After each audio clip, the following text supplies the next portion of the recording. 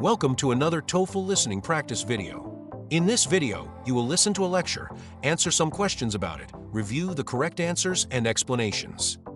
Channel members can download their worksheets in the Community tab of the channel. Don't forget to subscribe for more TOEFL listening practice.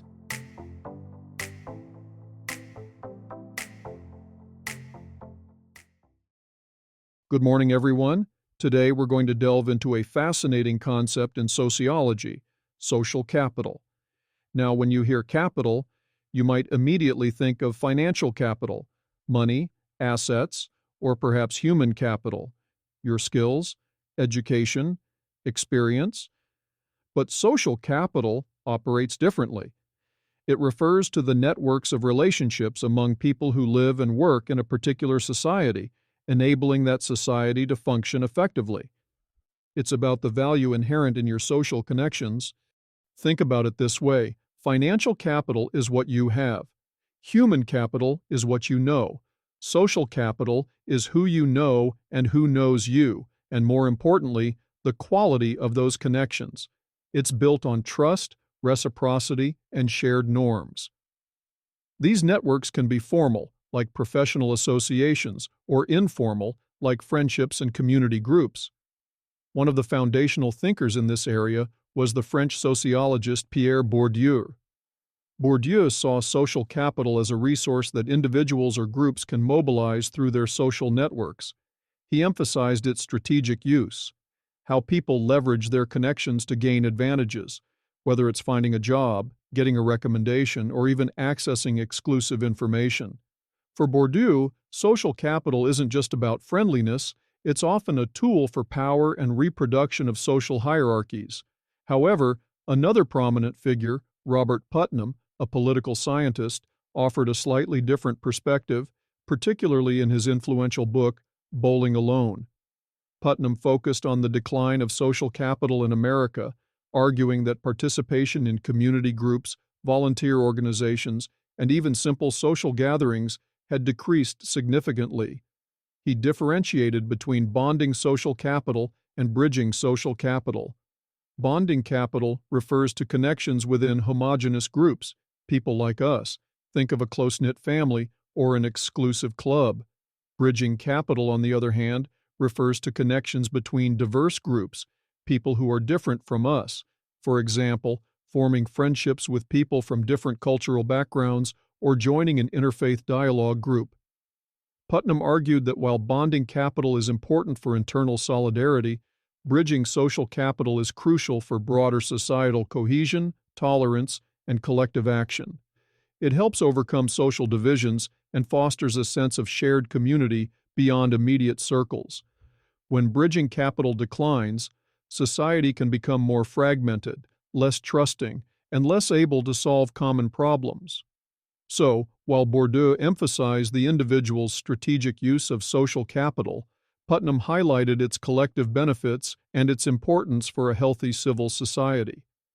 Both perspectives are vital for understanding how our relationships contribute not just to individual success, but also to the functioning and well-being of society as a whole. Understanding social capital helps us see the hidden value in our connections and perhaps encourages us to be more active in building and maintaining them.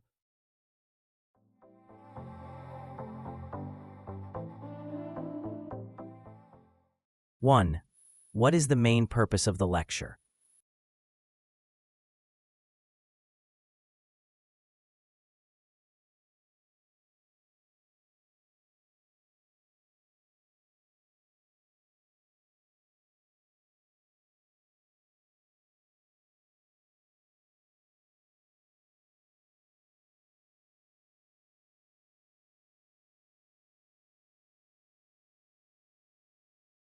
Two, according to the professor, how does social capital primarily differ from financial and human capital?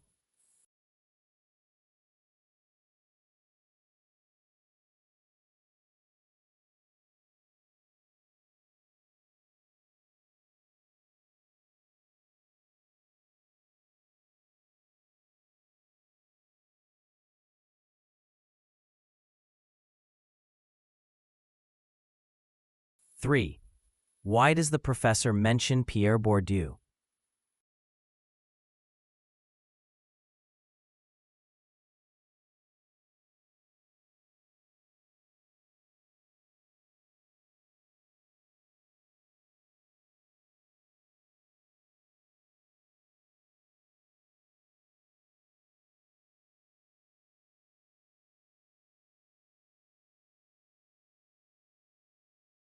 Four.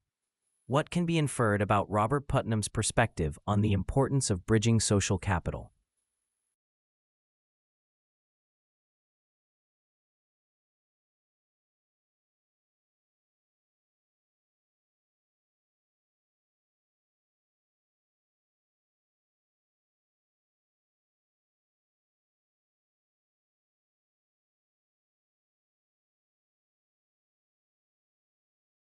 Five. Listen again to part of the lecture. When bridging capital declines, society can become more fragmented, less trusting, and less able to solve common problems. What does the professor imply by saying that?